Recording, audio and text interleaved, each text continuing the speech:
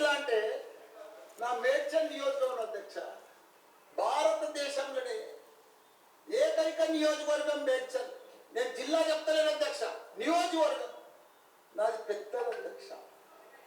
7 మున్సిపాలిటీలు, 3 కార్పొరేషన్లు, 61 గ్రామాలున్న ఏకైక మేడ్చల్ నియోజకవర్గం మల్లారెడ్డి అధ్యక్ష. మల్లారెడ్డి దాన్ని అతులం కుతులం చేస్తున్నారు అధ్యక్ష. దాన్ని జిహెచ్ఎంసీ అని ఇప్పుడు నా తన 7 మున్సిపాలిటీలు ఉన్నాయి, 3 కార్పొరేషన్లు ఉన్నాయి, 61 గ్రామాలు ఉన్నాయి. అలా 28 గ్రామాలు తీసి మున్సిపాలిటీలలో కలిపేసి పక్కకున్నాక ఆ మున్సిపాలిటీలన్నీ ఇప్పుడు వాళ్ళ పీరియడ్ అయిపోగానే జనవరి 27కు అవి జిహెచ్ఎంసీ అని చేస్తారు. నా టైంలో ఒక్కటే పీరియడ్ అయింది వాళ్ళు గెలిచి. నా దగ్గర ఒక్క మేడ్చల్ నియోజకవర్గంలోనే కార్పొరేటర్లు, కౌన్సిలర్లు, మేయర్లు, జిల్లా పరిషత్ చైర్మన్లు, సర్పంచ్లు, ఎంపీటీసీలు, వార్డు మెంబర్లు వీళ్ళందరూ కలిసి ఒక మేడ్చల్లో 444 మంది నా తన లీడర్లు ఎదిగారు అధ్యక్ష. ఇవాళ వాళ్ళంతా మటాష్ అయిపోయారు. సగం మంది కాంగ్రెస్ లోకే వచ్చారు. అయోమయంగా పడిపోయినారు మొత్తం కాంగ్రెస్. ఎందుకంటే మళ్ళీ ఎలక్షన్స్ వస్తాయి, మళ్ళీ మున్సిపల్ ఎలక్షన్స్ వస్తాయి, మళ్ళీ సర్పంచ్ ఎలక్షన్ వస్తాయి. అంటే మున్సిపల్ లేదు, కౌన్సిలర్ లేదు, అన్ని జీవోలు కూడా వచ్చేసినాయి అధ్యక్ష. మున్సిపల్ గ్రామాలు కలిసిపోయినట్టు మళ్ళా గ్రామాలని మున్సిపాల్ కూడా అన్ని జిహెచ్ఎంసీలో కలిసినాయి. ఒకటి అధ్యక్ష, కలుపుని తప్పు లేదు. 9 మున్సిపాలిటీలు అప్పుడు సరౌండింగ్ శేర్లింగంపల్లి కానీ కొద్దులపూర్ కానీ ఇవన్నీ కలిపినప్పుడు ఏమీ లేదు. ఇప్పుడు మా దాని కూడా మున్సిపాలిటీలను ఇప్పుడిప్పుడే ఈ 5 ఏళ్ళే డెవలప్ చేసినాం మేము. కానీ ఇప్పుడు ఇప్పటికి ఇంకా గ్రామీణ వాతావరణం ఉంది, ఇంకా పొలాలే ఉన్నాయి, ఇంకా సరిగా బాత్రూమ్లు కూడా సరిగా లేవు ప్రజలకు, ఇంకా పెంకిటిల్లే ఉన్నాయి. అవన్నీ కూడా జిహెచ్ఎంసీలో కలిపితే పరిస్థితి ఇప్పుడు బంజారాలో జూబ్లీ హిల్స్లో అదే ట్యాక్స్ ఉంటుంది, మా గ్రామాలలో అదే ట్యాక్స్ ఉంటుంది అధ్యక్ష. ఈ పైసలన్నీ కూడా తీసుకుపోయి ఏదైనా పెద్ద పెద్ద ఫ్లైఓవర్లు వేయాలన్నా ఏదేయాలన్నా వాళ్ళ జూబ్లీ హిల్స్ బంజారాలని ఖర్చు పెడతారు అధ్యక్ష. మా పుణ్యాలు మా మున్సిపాలిటీలో అట్లనే ఉండని, ఇంకో పీరియడ్ ఉండని, ఇంకో 2 ఉండని. శ్రీధర్ బాబు గారు మా సీఎం కూడా చెప్పండి, మీరు దయచేసి ఈ సభ ద్వారా మా మున్సిపాలిటీ ఇంకో పీరియడ్ ఉంటే మంచిగా అయితే. ఎందుకంటే గ్రామీణ ప్రాంతాలు ఉన్నాయి, ఇంకా వ్యవసాయాలు ఉన్నాయి, ఇంకా పెంకటిల్లు ఉన్నాయి. మనం అన్ని కూడా జిహెచ్ఎంసీలో కలిసినట్టు. గ్రామర్ ఊరల్ లేదు, ఎంపీటీసీ లేదు, సర్పంచ్ లేడు, కౌన్సిలర్ లేడు, ఓన్లీ కార్పొరేటర్. అది కూడా 20-30 వేలకు ఒక్కరు అవుతారు. 444 మంది పోయి 40 మంది కూడా కారు 8-10 మంది అవుతారు. నా నియోజకవర్గం 6,48,000 ఓట్లు ఉన్నాయి అధ్యక్ష. అది అయిపోయిందా, ఈ పార్టీకి అయిపోయింది, దయచేసి అది చెప్పినా మీకు అంతా మనవించుకున్నా. హైడ్రా భారతదేశంలోనే ఇప్పుడు ఇక్కడ హైడ్రా దగ్గర వినండి, అంటే ఎంత కనెక్టివ్గా చెప్పిండు, కొంచెం ఒక ఎమోషనల్గా చెప్పడం జరిగింది. Correct point.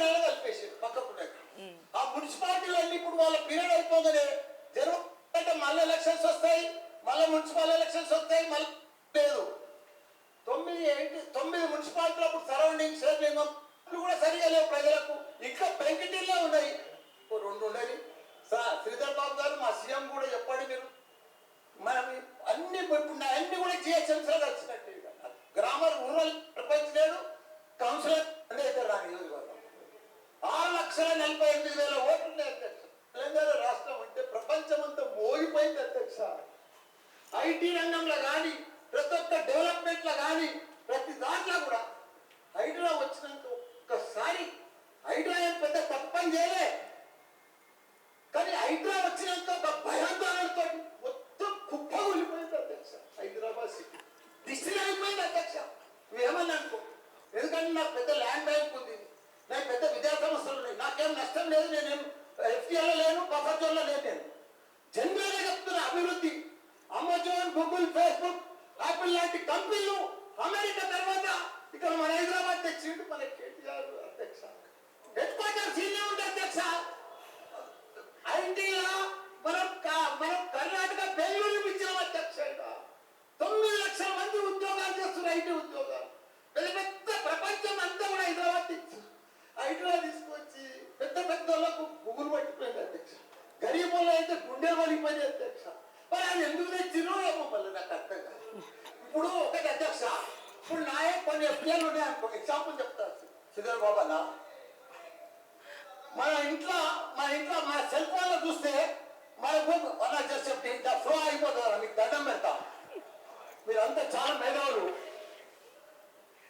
మన ఇంట్లో కూర్చొని కూడా మన పొలం హైడ్రాల్ ఉందా, చెరువు ఎఫ్టీఎల్ ఉందా, బఫర్ జోన్ ఉందా చూసుకోవచ్చు. అంత టెక్నాలజీ గూగుల్లో పోతే చూసుకోవచ్చు.